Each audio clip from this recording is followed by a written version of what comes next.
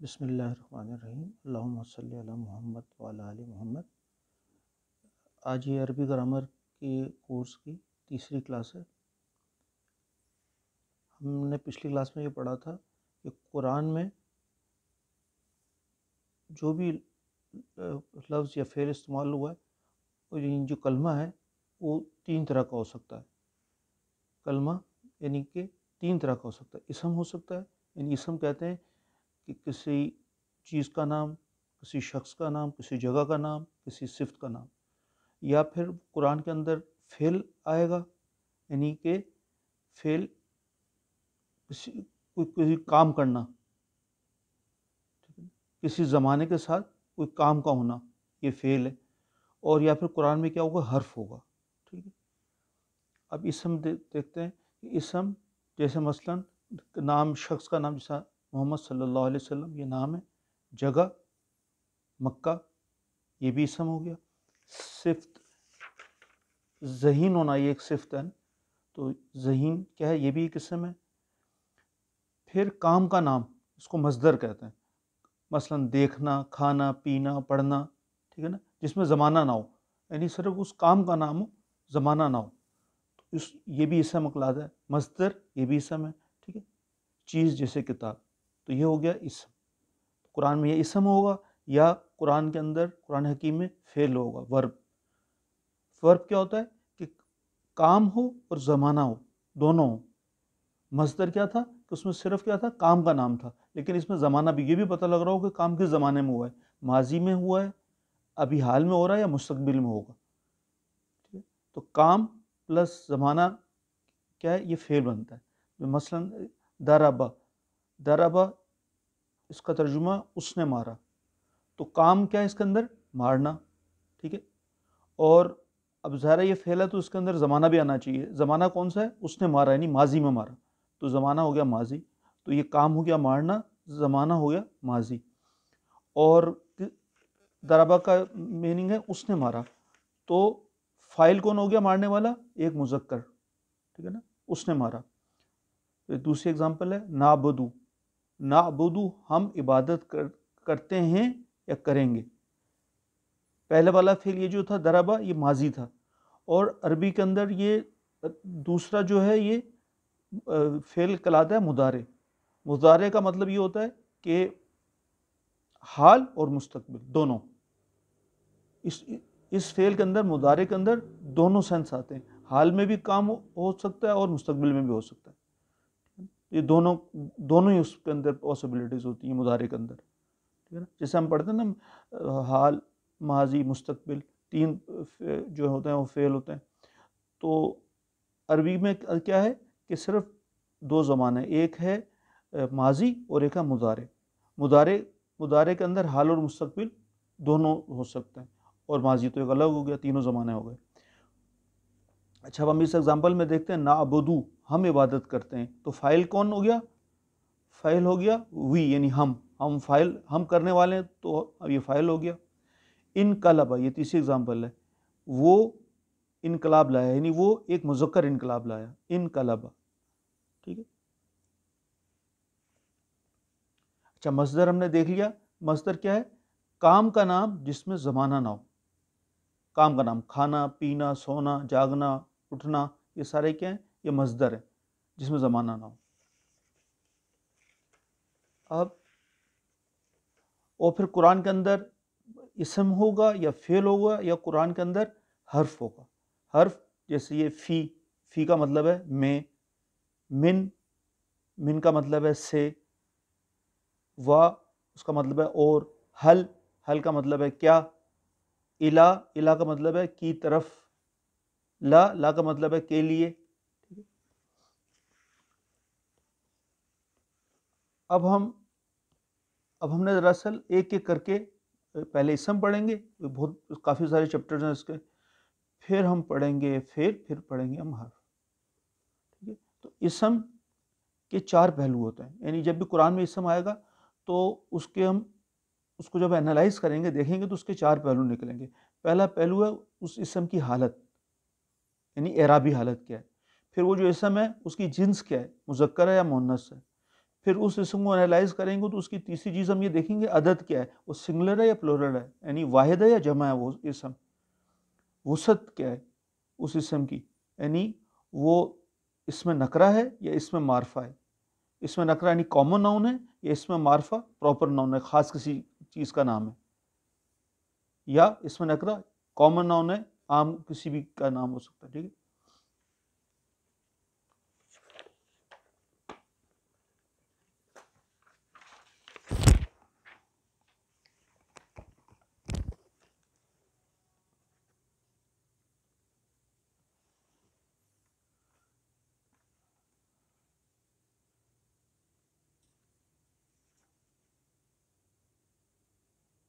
اچھا اب دیکھیں، اب ہم نے اسم کی جب انالائز کریں گے، ہم اسم کو دیکھیں گے، جب قرآن میں آئے گا اسم تو ہم کیا کریں گے کہ اس کے 4 پہلو دیکھیں گے، حالت، اس کی جنس، اس کا عدد، اس کی وسعت. ٹھیک ہے. اب ہم سب سے پہلے حالت پڑھتے ہیں کہ اسم کی حالت کیا ہوتی ہے. اسم کی حالت یا اعرابی حالت کا مطلب یہ ہے کہ کسی لفظ کے آخری حصے میں ہونے والی تبدیلی کو عربی گرامر میں اعراب کہتے ہیں.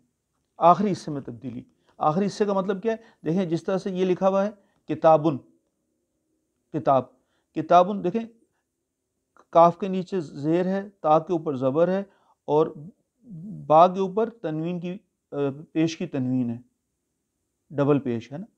تو یہ آخری حصہ کیا ہے اس اسم کا؟ یہ با ہے. یعنی ہم نے جب حالت دیکھنی ہے تو آخری لفظ پہ دیکھنا ہے، آخری حرف پہ دیکھنا ہے کہ یعنی اس کا اعراب کی کیا حالت ہے.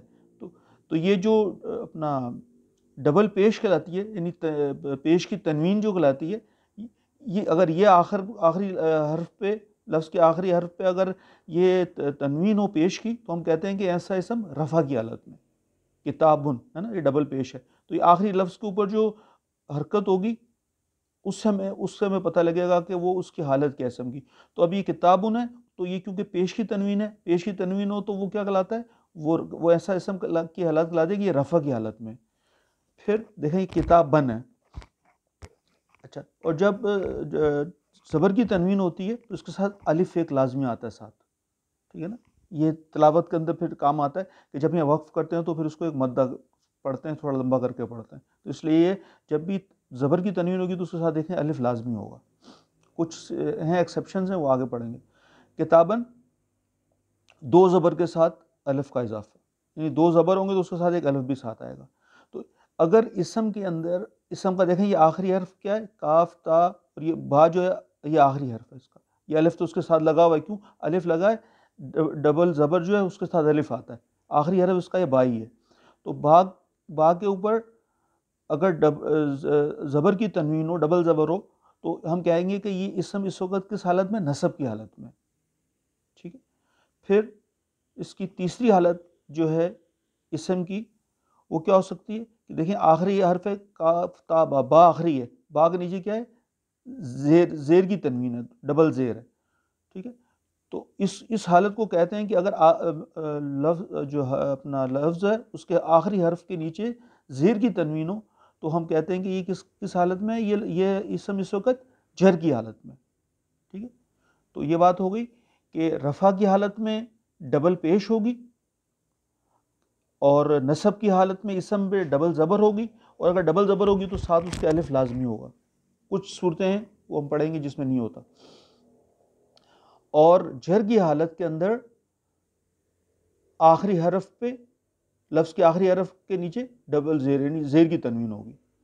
اچھا، یہ جو ایسے اسم جو ہیں جن کے اندر ڈبل پیش رفع، ڈبل زبر، ڈبل زیر ہو، پیش کی تنوین ہو یا زبر کی تنوین ہو یا زیر کی تنوین ہو، ایسے جتنے بھی الفاظ ہیں قرآن حکیم میں انہیں ہم کہتے ہیں منصرف.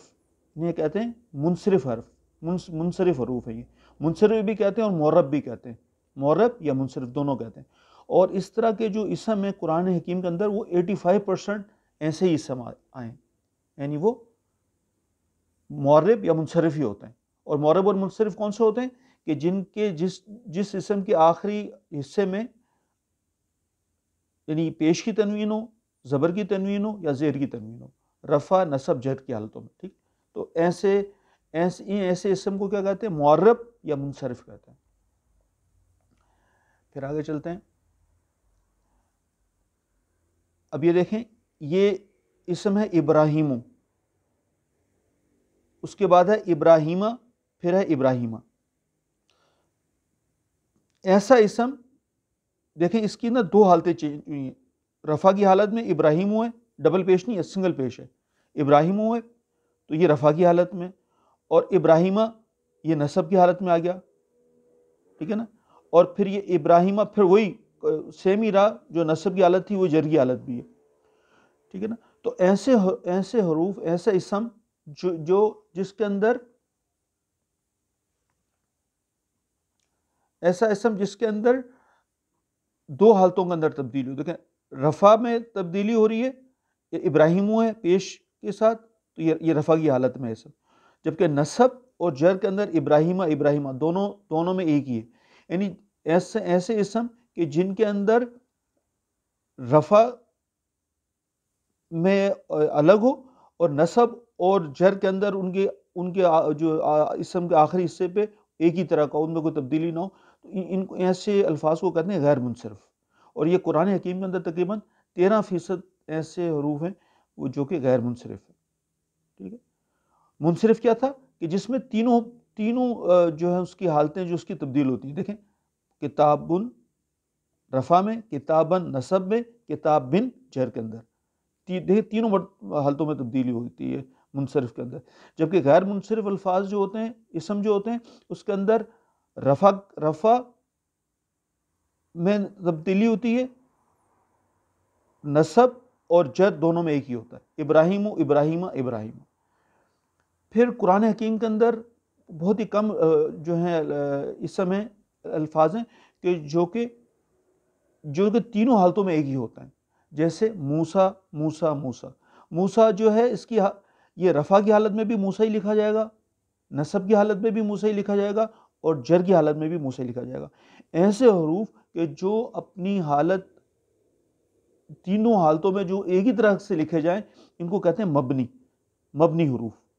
مبنی مینز بیس، بنیاد. تو ایسے جو ہیں صرف 2% حروف ہیں جو ہیں قرآن حکیم کے اندر ہے.